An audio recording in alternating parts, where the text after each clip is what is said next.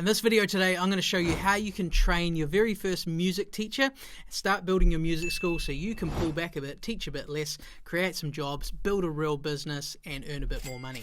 And I've got the exact checklist that we used at our school. It might not come through on the lights there on the iPad, but this is the exact checklist that we used to train our team members and teachers as we grew our music school, which grew up to 2,000 students and about 60 team members. And I've put this in the link down below, so you can grab this for totally free. We'll send it through to you, and you can start building your little checklist to train your first teacher, or if you've already got teachers, you can improve the way that you train your teachers. So let's get into it, and you can grab this document and follow along. So first thing I want to talk through, there's 12 steps. I'll go through them all quickly for you. First thing that we would train people on is like, what's the history and the vision of your music school. You might think that's a bit airy-fairy and you don't need to bother with that, but it's actually important. You want people to know, hey, how has this music school come about? So for me, I'd say, hey, I started teaching drums as to pay my way through university. I ended up with a waiting list, and I looked at how I was teaching, and I found other people that taught the same way, trying to be a positive role model in kids' lives. And we've slowly grown this music school, and now today we have, and I would explain how many students and how many team members. So it's a really quick snapshot of where you've come from, what's the purpose at your school, and then what's the kind of vision. And so for us, we'll be saying, hey, we're trying to build a music school where everyone makes heaps of friends, they get lots of performance opportunities, it's really fun and cool and professional, and we're just trying to do everything bigger and better and get kids into positive hobbies with positive role models. That was basically the vision of what we were doing, and we were proudly saying we want to do this big and epic and amazing.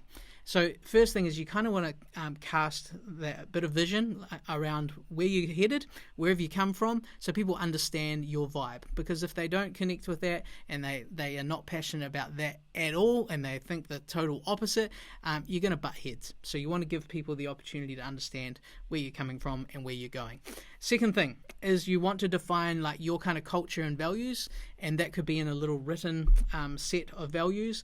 I'm going to give you another link actually and give you a whole bunch of extra resources for free. So down below I'll put a link to this checklist as well as a free 7-day trial to our Build a Music School library. If you go to module number 6, some of the resources that I'm mentioning here you can grab for free as well. So this next one, the culture and values, we figured out pretty early on we needed to kind of define what that is. If you're getting to the stage where you can start building your own music school because you've got too many students wanting to learn with you, you're doing something right.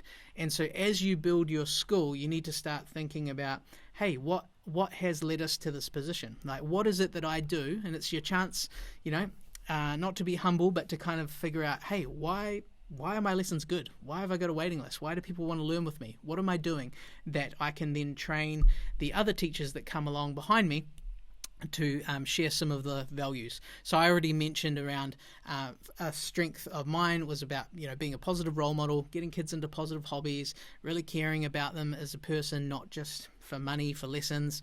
You get the idea. A lot of people approach lessons a similar way.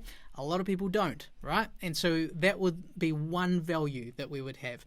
And there were lots of other values. You can see in Module 6, if you go there, our values that we would physically give to people. And you can copy half of them, all of them if you want, tweak them, make it your own. It's a simple document. People read it. They understand what the values are. And that really helps with, as you're training people and you see, the odd bit of behavior that's kind of out of line, you can then refer back and go, hey, just remember one of our values is this. So, hey, make sure you handle this differently in the future, right? Third thing, little organizational chart. Now, this only will apply if you're a larger school. So we had 60 team members. So at the point where I had, this checklist done and updated, we had a big organizational chart at our school, so you could clearly see, hey, my wife Kate and I were at the top, we're the owners, then I was the CEO, then there's all the different managers and all the different teachers and other little roles, and you can kind of see a snapshot in our staff room on a notice board of how it all lined out, and they could understand where they were, and they could also see kind of the path to grow. So that will only apply if you're at a big school right now and you're looking at strengthening your training and induction process. If you're a small school starting out, you don't need step 3 there. Number 4 is to go through their job descriptions and kind of what success looks like in the role. We would call that, KPIs, key performance indicators. That's what they'd use in the more corporate world. You don't have to use that. It's more just like, hey, this is what your job is, and you clearly define it. And you will say things like, hey, your job is to show up on time, be smartly dressed, not smell, to have some lesson plans done, to greet the students, to deliver great lessons, to help get them ready for concerts and performances, to sell them curriculum books, and to connect them into rock bands or orchestras or holiday programs, summer camps. You'll have a list of things that makes that job successful, right? The things that they do that you are measuring and looking out for, you want to define it clearly so they know what winning looks like. That is one of the markers of an engaged employee or engaged contractors. They actually understand what winning looks like, and you got to tell them, okay? So you walk through the basic job description. Next thing, point 5, is you need to give them some documents, right? And depending what country you're in is going to depend how many documents of these you need. In Module 6, again, you can see all the examples of our documents to work with, and you can also look at certain government business websites in your country or state, and you'll be able to see resources that you can take from there. And if you're in the BAM Squad, our Build a Music School community, you can always just ask any one of the hundreds and hundreds of music schools there for a certain document, and they might have it and give you a template. So some of the things that we would have to give people would be a contract, right? That's a legal requirement. We'd also have to do a police check because they were working with children. And we'd get, the personal details form. So we want to know, their bank account to pay them, their address, their phone number, a next of kin if something happens, just that basic stuff. And we'd need a few tax forms, some other things. I'm not going to go through all of it. You can grab the checklist. But there's a few, we would call them HR documents, human resource documents. And if you're hiring your first teacher, you might think, oh, this all sounds a bit scary.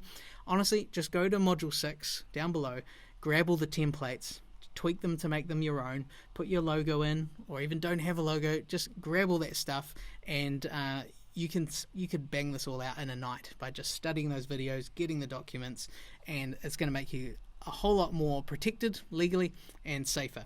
But also do get basic legal advice for your country and state. Don't just copy everything that I've given you. Next thing is we would have a few extra documents in there, like some health and safety things and child protection things that were relevant for our country. I'll skip over that for now. But you want to have some basic things that you've thought through, as in, pardon me, what are the things we should definitely not do or say with students. There's certain little rules that you want to think through, and you want to chat to your team members about this. And those are simple things. Like one that I would say in all the training is, hey, if you're teaching a student, let's say you're teaching piano and they're holding their hands wrong and you need to adjust it, you would say something like, do you mind if I just adjust your hand? Is that okay? And you just get permission, because, people can be crazy these days, and an innocent thing like, hey, just move your hand like this without asking can sometimes blow up into something that was never intended to be. So you train. Okay, next in our country, we would have to do some health and safety training, and we would also have some child protection policies in place. Now, those might sound daunting and scary. I'll let you check out the details in Module 6, but there's certain things that you want to train your teachers on that might not seem obvious to you, but they're quite important, especially in today's age. So I'll give you an example of just one, and then you can go check out the rest. Let's say that you teach piano. You've hired your first piano teacher. You've got a kid that's maybe playing with really bad technique, right? The teacher should not just go, hey, move your hand like this. They should not do that. They should say, hey, do you mind if I adjust your hand and just show you how to do it? And the kid goes, yep, that's fine. And then they grab the hand and then explain, hey, I want you to do this and hold the keys this way. So it's just that simple thing of like getting permission, because in today's world things can explode and something that's totally innocent can be turned into the wrong thing. And so there's all these little things with working with kids and in closed doors, one-on-one environments that you've got to think through. So it's about being safe. So I've given you all that stuff in Module 6. Go check it out. Link down below. It's free. Next thing is we would go through some job FAQs, frequently asked questions. So you're going to think through some of these things like, how does a teacher organise a day off if they're working for you? How do they access any curriculum resources you might have planned? What email are they going to use when communicating? What are the rules about communicating with students and parents? Are they allowed to do that? How do they record attendance? How do they fill in a timesheet and payroll? So there's a whole bunch of questions there you can go through, and you want to sit down with the person and explain to, or just have it previously written up in a document that they can read and say that they understand, and come to your training with any questions they might have.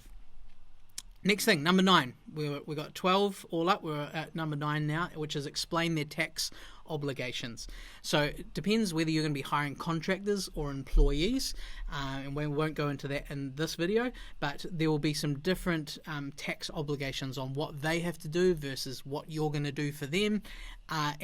What we did to take care of our team was to explain to them, hey, these are your tax obligations, you need to know this, this and this, here's a little document about it, here's links where you can read, and that is one way we'd do it when they were contractors. When they became employees later on, we would explain, hey, this is what it means now, here's the differences, and you can read this little blurb. So again, details in Module 6 for you to check out, but you want to explain to people, hey, if I'm going to pay you this amount, these are the obligations for tax. Like, are you taking the tax out, or are they paying the tax? So you need to be really clear on that and explain it, understand what the rules are for your country, so you don't get stung where one of them thinks that you're paying the tax and you think that they're paying the tax, and it can get pretty damn awkward if you haven't solved that.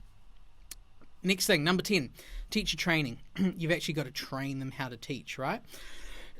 Pardon me. So we would actually show people, hey, this is kind of our philosophy on teacher training. We actually have a course that everyone would go through called Teaching Matters, and all of our teachers went through it. We gift it to the BAM squad, and they hundreds of schools all around the world are using it for their teachers. You can grab it for free in the link down below, Module 6 as well. It's called Teaching Matters.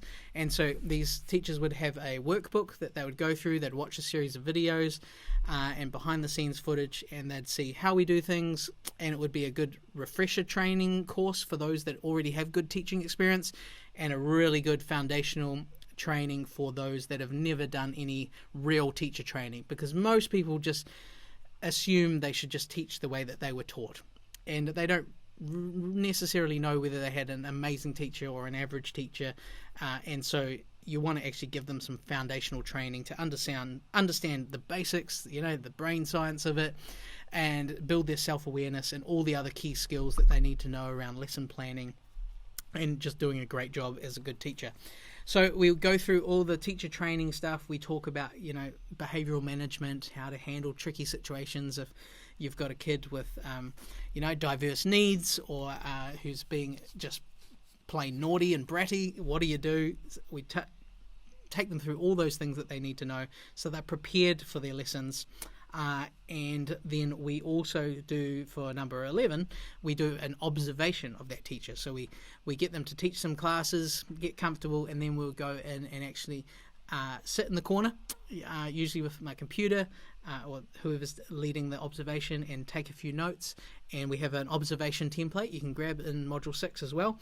And there's a bunch of questions and criteria of things we're looking at, and then we're giving feedback, not in the sense of, hey, we're monitoring you and trying to be big brother. It's like, hey, this is to encourage you, to help you, to show you what you're doing great, how you can improve. And one of our values, which I talked about earlier in I think it was the second point, was we have a culture of continual improvement. So we take feedback, we're open to learning from everyone, and so we do these observations. And so you want to observe your first teacher to see how are the lessons going, what do they need to work on, give them feedback. They might want to come and observe some of your lessons. And all of this sounds like quite intense. It's quite a lot of stuff. You can start, with a condensed version if you want.